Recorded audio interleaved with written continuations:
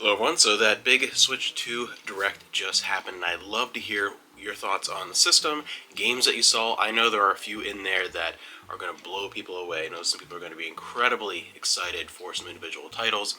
I'm kind of in a weird place with it where I'm over the moon excited for the hardware itself, but this is the first time ever where there actually isn't a game at launch that I'm interested in for a new piece of hardware, which that's a rare thing for me. There were a couple things I saw that I'm interested in, but they don't come till later. But I still definitely want to get a Switch 2 coming out June 5th, 2 months away. It's really, really fast. Really excited for the potential, what we're going to see in the future, and part of that was hinted at in this direct. Is the hardware itself. I loved how they just did what they needed to do. The Nintendo Switch hit on a perfect formula combining both the console and the handheld markets that Nintendo has kind of been back and forth with for so long. The handheld market's always been very, very strong, but the console side of Nintendo has been hit or miss as far as financial success.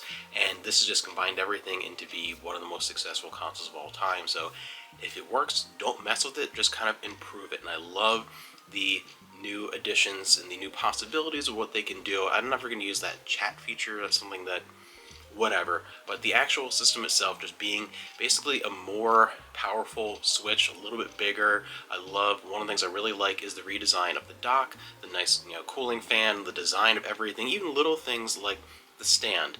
I've used that probably 3 times. I got a Switch in, what was it, 2017, and that maybe 3 times I've used the stand, but for people that do use it, this is a much better redesign, sturdier, and every little bit of the hardware kind of had that feel where it's just they took the Switch, and after years of experience that people have had with the hardware, how can we improve it? The one thing that is ridiculous to me, though, is they did create a little game to kind of explore the features of the Nintendo Switch 2, familiarize yourself with things, but it's not a free pack-in thing. It's just on the system. You not only do you have to download it, you have to pay for it, and that's a little ridiculous to me. As far as Nintendo, if any company is going to do that, Nintendo will do that. But that should be a free little thing, just a cute little mini game to familiarize yourself with the differences in the system and how it works. But I really love the hardware and where this could take Nintendo in the future. I've been loving the Switch all these years. But as far as the software, I'm mixed only in that as far as stuff that interested me personally, there weren't any kind of big blow me away titles, but there were really strong games that were shown. One aspect that I'm the most excited for, again, I'm excited for the future of the system, is the ports of third party stuff. Like we're seeing Elden Ring is coming out the gate here. Stuff that would have been exclusive to the PS4, 5, Xbox, PC that didn't make its way onto the Switch, we could now see those find a new audience, and I think developers are going to really see that as a huge opportunity, that the Switch 2 is going to be a massive hit, and here's this untapped audience for our games that they're going to want to bring this over. It's an easy financial decision. Like, you got to do it. If you want to sell more copies, bring it to an audience that probably hasn't played your game of millions and millions, and it'll be interesting to see what games like that come over, and partially because it also could be an opportunity where they could end up being definitive editions as far as handheld, or as far as console versions. To be able to play it on handheld is really cool too. But as far as the console versions, as far the two things that I'm really excited for, neither of them come out at launch, a little bit in the future, no dates, but Yakuza 0 Director's Cut, which is kind of an announcement, no real details of what is going to be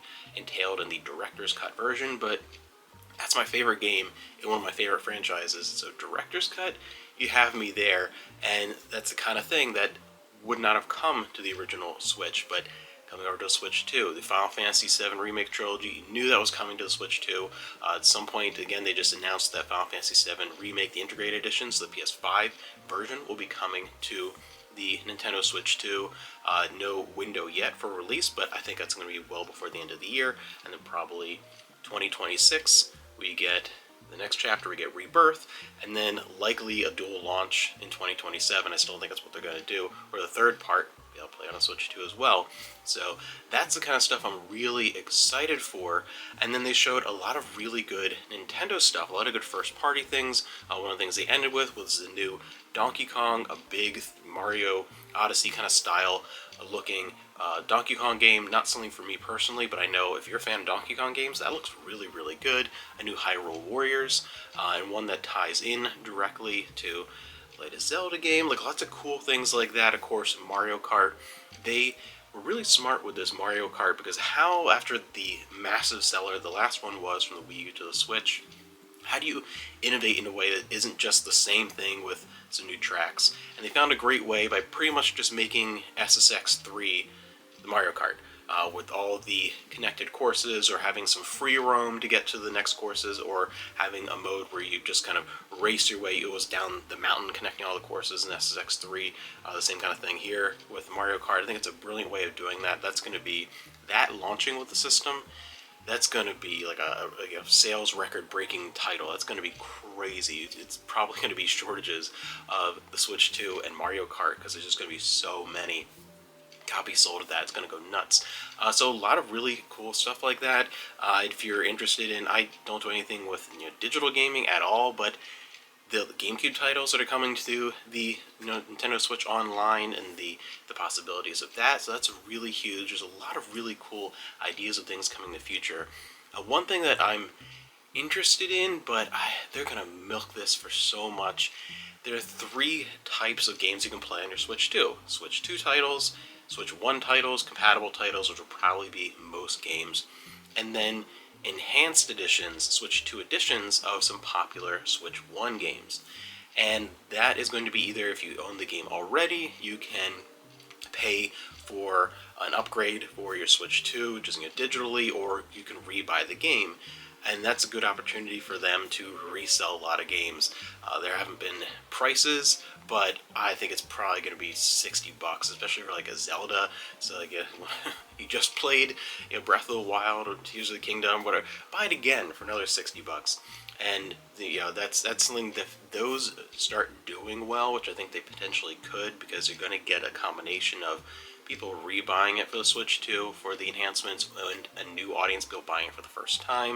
And I think they will sell well enough. They're probably going to just keep releasing those and milking those. But again, that's another area where I don't really have an interest in rebuying those games. But if they do something where there is a genuine, real reason, a large scale enhancement besides just better frame rates, resolution, just things, tweaks basically, that'd be cool, but is that worth buying a whole another copy? Not for me.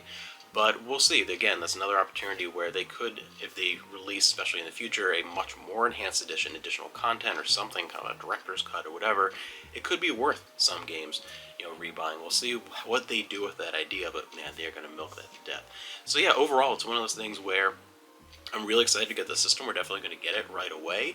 But we'll probably just be playing Switch 1 games on it for a while. It's more just to make sure we have it for when those big titles come out that I'm personally interested in, because I think there's going to be a lot. I think that it's going to do really well. I think it's going to do really well very, very quickly, too, because there's going to be a ton of third-party support. Seeing the install base of the Switch 1, companies that either didn't support the Switch heavily, or they just didn't have a title that they just, there's no way that we're going to be able to get it to run properly on the Switch without it feeling like a super downgraded version. Stuff like the Final Fantasy Remake trilogy, companies are just going to really be getting on board and pushing all that over, I think, and pretty quickly. I think we're going to see a lot of titles in this first year, and who knows, and this is just really the reveal of a few things coming in the future and focusing more on the launch window. So there's going to be a ton that's been held back, especially those third-party developers, stuff that's going to be revealed later in the year, probably a lot of big games by Christmas. So this is just the beginning, and I'm really excited for what is going to come for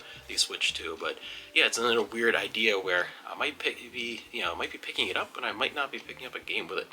But yeah, interesting. So I think it was done very well. The presentation, it was very informative. In a way that also was very clear, kind of looking back on what happened with the Wii U. I think they were very much like, we have to be very precise, very clear. People have to know what everything is, no matter where you are.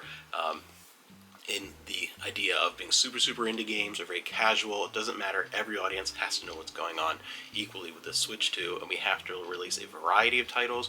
They're going to hit a variety of people, and I think they did a great job with that. I think it's going to be a massive, unbelievable success, and I'm excited to see what comes out throughout the rest of the year after we get through this summer window, because I think there's going to be some crazy stuff on the horizon.